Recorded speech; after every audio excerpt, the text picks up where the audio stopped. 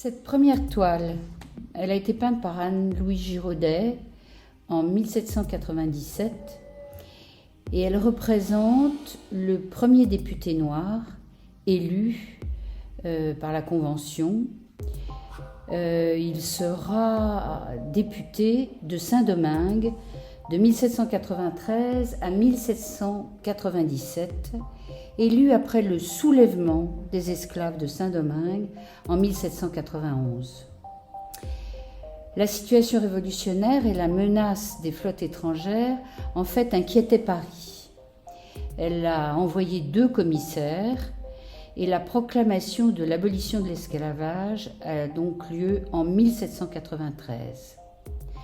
3 députés de Saint-Domingue sont envoyés à Paris, dont Jean-Baptiste Belay, que vous voyez devant vous, dans son habit de l'époque, avec autour de sa taille la ceinture tricolore du député, et il tient dans sa main gauche son chapeau avec le ruban et les plumes bleu, blanc, rouge.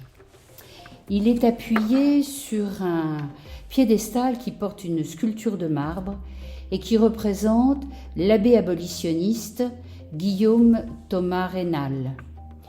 Au cours du XVIIIe siècle, plusieurs voix se sont élevées, des écrivains, on verra par la suite aussi des peintres, et des gens qui s'engagent dans des sociétés pour cette volonté d'abolir l'esclavage.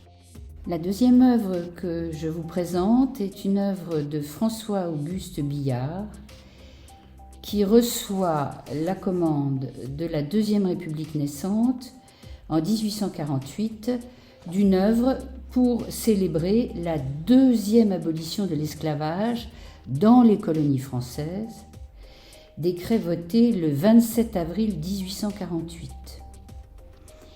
Ce peintre est connu pour d'autres œuvres parlant de l'esclavage, et cette œuvre de très grande dimension sera présentée au Salon de 1849, où il va remporter un très vif succès. Alors cette 2e abolition de l'esclavage, elle a été inspirée et portée par le sous-secrétaire d'État Victor Schœlcher. Alors cette toile glorifie l'ordre républicain restauré.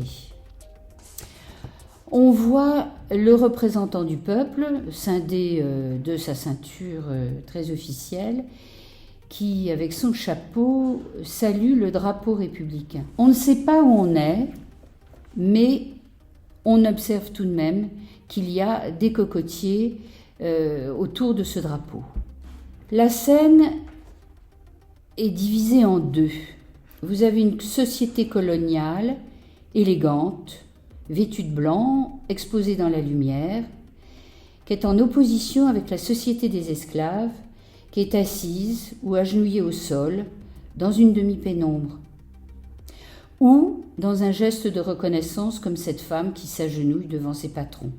Surgit de ce groupe de personnages, à l'écoute de texte de cette abolition, un couple, femme et homme, à demi nus, enlacés, qui se dresse au-dessus en brandissant ses chaînes d'ailier, symbole de cette liberté retrouvée.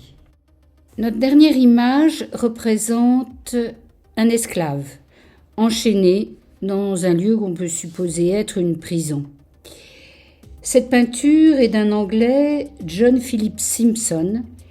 Il l'a peint en 1827 et le titre est « L'esclave captif ».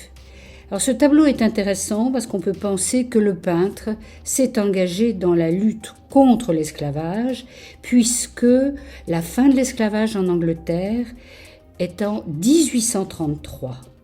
Donc le tableau de 1827 est antérieur. L'autre détail aussi intéressant, c'est que John Philip Simpson n'a pas réellement fait poser un esclave, il a fait poser un interprète de théâtre, Ira Aldridge, qui jouait au théâtre royal de Covent Garden à Londres. Et il a interprété Othello. Donc on peut considérer que c'est le premier comédien noir de notre histoire du théâtre.